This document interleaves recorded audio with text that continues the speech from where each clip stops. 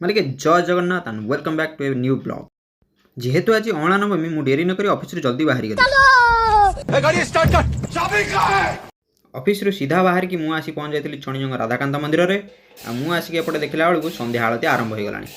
मुझे टिके लेट्रे आसी पहुँचिक देखा पाइली जे आम गाँव समस्त युवपीढ़ी मैंने आम गाँव प्रथा परंपरा को आगू नौ कीर्तन सरला जीशु कहूँ भोगतक मत एकुटिया नि तो मु कहीं आउ क्या देवी भोगतक खाईदे आम बाहर पड़ू बेढ़ा कीर्तन करने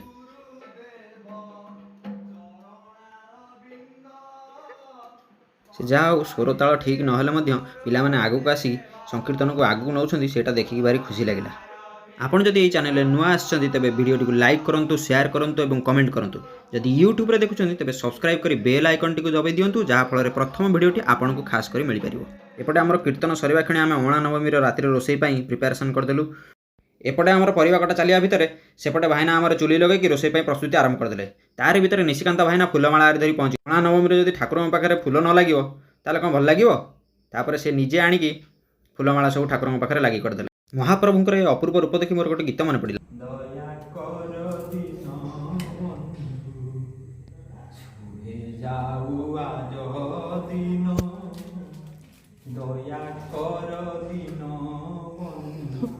सेपटे जाकि देखला बेलू बुधना आमर गोटे कमला छड़ाइबार व्यस्त कहूँ कौन मत प्रबल भोक होलानी मोटे आग कमला खाईदे तापर जाए जो कथा एवं यार भितर आमर रोसई सरी जाइतिला एवं आलती मध्य ठाकुर पाखे चलला।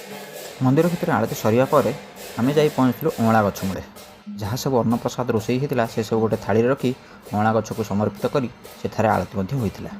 अँला गछ पाखे आलती कीर्तन सारी आमे पहुँचलु मंदिर में सेठारे आमर आरंभ होता चैतन्य महाप्रभुंकर पूजा।